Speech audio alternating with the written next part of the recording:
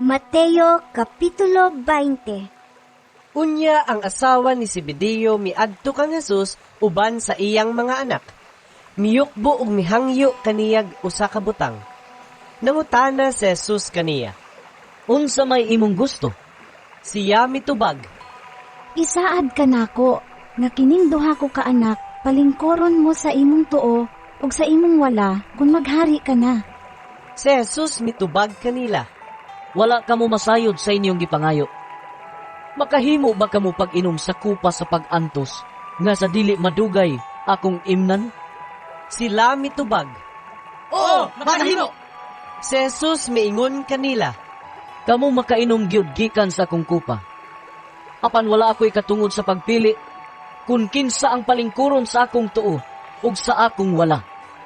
Kining mga dapita, alang lamang niya itong giandaman diini sa akong amahan. sa pagkadungog diini sa napulo katinun-an, nangasuko sila sa duha ka magsuon. Busa gitawag ni Jesus silang tanan ug giingnan. Nasayod kamo, nga ang mga namunuan ining kalibutana, nagpahawd-hawd, ug ang mga kadagkuan, hangul ug gahom. Apan dili kini mao ang paagi nga angay ninyong sundon. Kung usa ka ninyo gustong ilhon nga dako, kinahanglan nga mag-alagad siya sa tanan. Ug kung usa ka ninyo gusto nga mulabaw sa tanan, kinahanglan nga magpaulipon siya kaninyo.